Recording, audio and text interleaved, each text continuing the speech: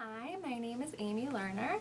I am a second-year Ph.D. student in the School of Education at the University of North Carolina, Chapel Hill. I am in the EXCEL program, which stands for Early Childhood Special Education and Literacy. My work in this program so far has evolved over a few phases. The first really kind of jumping off point was a grant that I got, a small doctoral student seed grant this year through the Research Triangle Schools Partnership. And that was to conduct a series of focus groups with school personnel who work with refugee students. We have a large population of refugees from Burma that live in Chapel Hill and Carrboro. And I was really interested in learning more about how teachers were working with this population. I had gotten involved a little bit last year through an art therapy group that was working with these children in the schools. And I really kind of wanted to find out from a teacher's perspective what the challenges were in working with these kids and how we could better assist them, because there's really very minimal literature on this topic.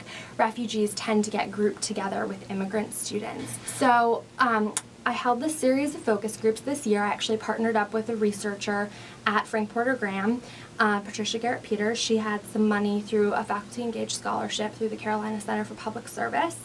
And we partnered up. We did a series of 5 focus groups with 29 school personnel. So we've learned a lot from these teachers through the focus groups that we did this year. And I have to say that the teachers that I have met and worked with in this school district are incredible. They just really inspired me. They go above and beyond to work for these kids and really advocate for them. And one of the major things that we've heard from teachers is that the introduction to American culture has been a huge challenge. A lot of refugee children have either no formal schooling or have had huge gaps in their education. So it's really these basic cultural sorts of norms and also how to function in the school environment, right?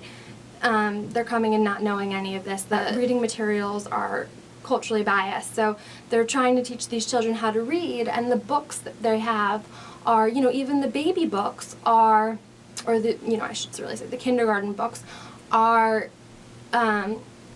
about, the beach or sandcastles or zoo animals or whatever, and these kids have never been to a zoo. They don't know what a zebra is. They've never been to the beach. They don't know what a sandcastle is. They don't have any of this basic vocab. Another thing that we've heard a lot is that we need better measures of growth for these students. The EOGs are kind of like a joke with these kids because, you can't expect them to sit down and do these kinds of standardized assessments when they first get here. They've maybe been here 6 months or something if they're coming in the middle of the school year or even a year. But that's not to say that they're not making tremendous growth, because they are. I've observed a lot of these kids. I've worked with some of these kids, and they're amazing, and they truly want to learn and are excited to be at school. My advice of some things to consider if you are a teacher who has a refugee student in your classroom, there are some things you can do.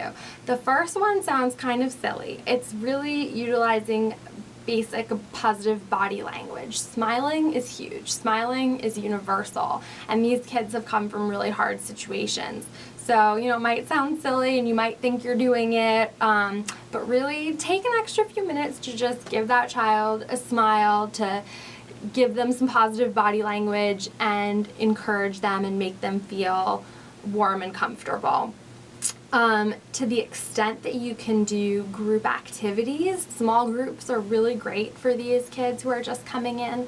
Lots of social skills activities, because these children have not had the opportunity to socialize in America. So putting them in small groups and working on social skills, how to raise your hand, how to go up to another child and ask if you can play with them on the playground, like all of these sorts of things. These children don't know about play dates, they don't know about birthday parties, so those are things that they have to learn through being here, and it's really helpful to put them in small groups with other kids. Assigning a peer buddy is also a really great thing when they first come, and even to switch and assign them a new peer buddy each week and give them a different peer buddy each week to work with.